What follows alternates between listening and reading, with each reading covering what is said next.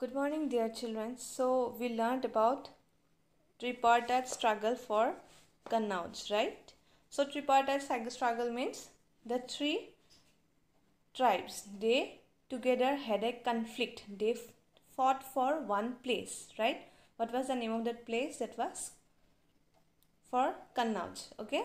So that if anyone can have control over the area of Kannauj, then they can have control over entire Ganga Valley. That's why Palas, Rashtrakutas and Gurjara Pratihara, these three kings used to, they together had a fighting with each other. They had a battle among them to capture this area. That's why this struggle was known as tripartite struggle. Okay, then today we will learn about the Rajputs. So who were Rajputs? As you know about, you have heard about the Rajputs, right? So Rajput, they lasted till long time. Okay, they for a long term they ruled over the areas of India. So from where did the Rajput came now?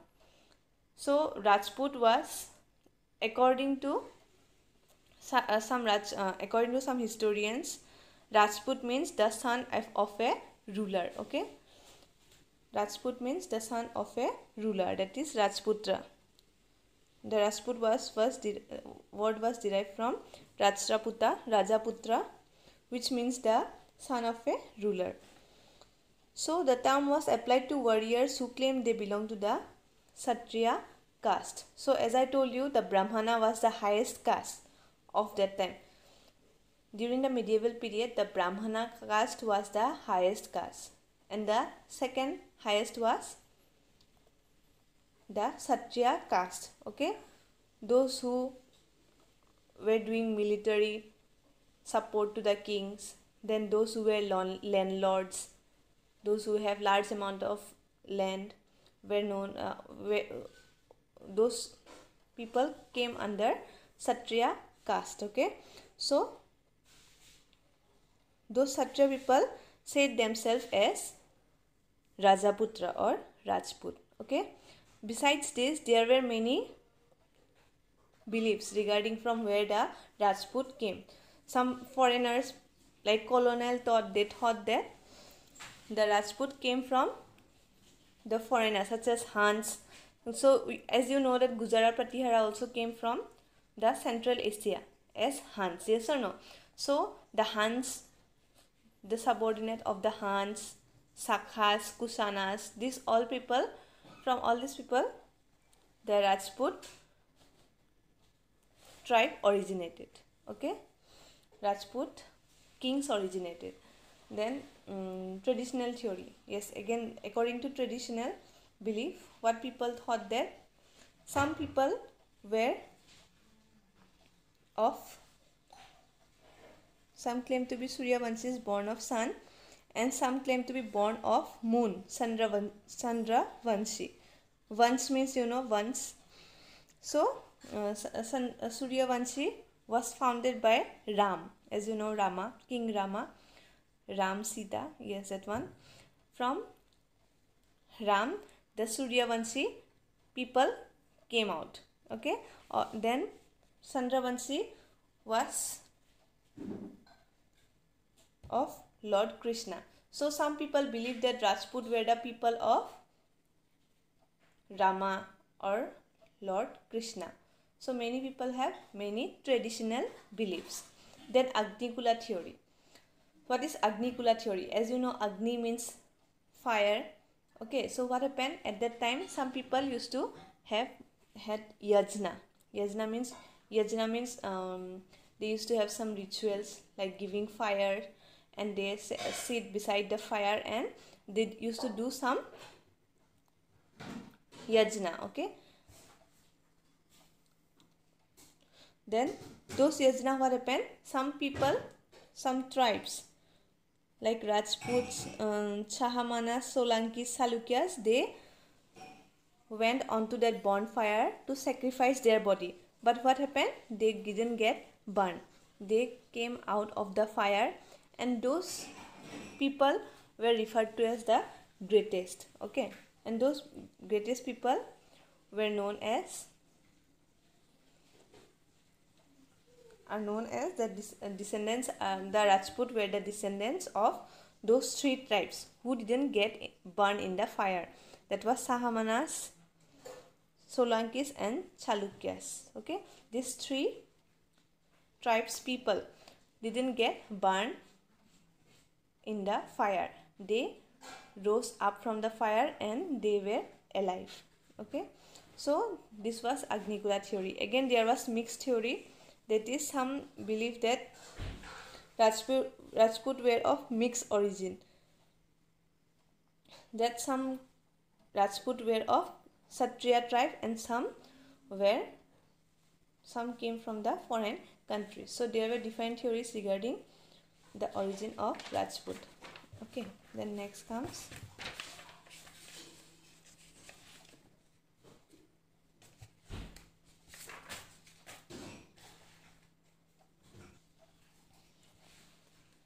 the Rajput ruled over most of the present-day Rajasthan. The British called the region Rajputana. The Rajputs were said to be extremely brave and loyal. They played a major role in shaping the history of India. Therefore, the period of their rule is referred to as the Rajput period. So, they were one of the most important rulers of Indian period. Okay. And they ruled over the areas of Rajasthan at present times. So we can find Rajput people in Rajasthan. Okay, then Chahamanas or Chauhans. As you know about Chauhan people, so these were the clans of Rajput. Means Rajput people, there were many Rajput people, yes or no?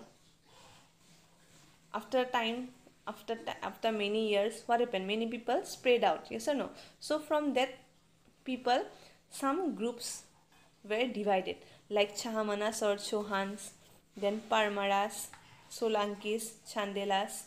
Okay, these were the groups of people. How were they? So the first leader of Chahamana was Prithviraja. Prithviraja 1, Prithviraja 3 was the most powerful ruler of Chahamana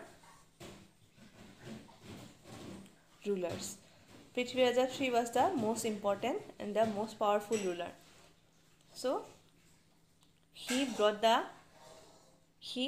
kept the name of Chauhans.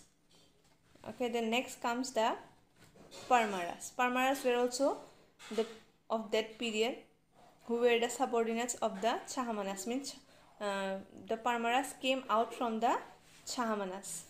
Okay, then next comes the Solankis and the Chandelas. Now, how did the Muslim people came to India? The first Muslim people who came to India were the Arabian people. As you can see here, the Arabian people were the first Muslim invaders to set into India. In 10th century AD, Sabukin, the ruler of Ghazni, Afghanistan, he was a Turkish ruler. He was a Turkish ruler who came to India in 10th century AD, and from that time the Muslim rule started in India. So Sabukin came to India, and after that Mahmud of Ghazni was the son of Sabukin. Mahmud of Ghazni came to India and ruled between AD 997 to AD 1030. In this period, Mahmud of Ghazni ruled in India, and what he did, he came to India for several times, and what he did, that he took away the wealth of India. That means there were many golden temples earlier, so he used to take the golds and silvers from India, and he used to take all those things into Afghanistan, that is in Ghazni, and see,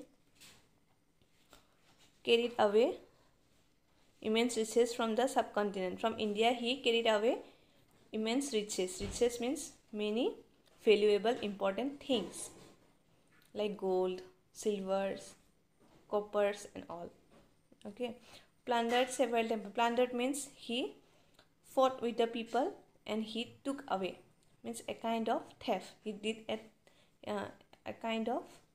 he was a kind of thief. Okay, he took all away, all over the riches of India, and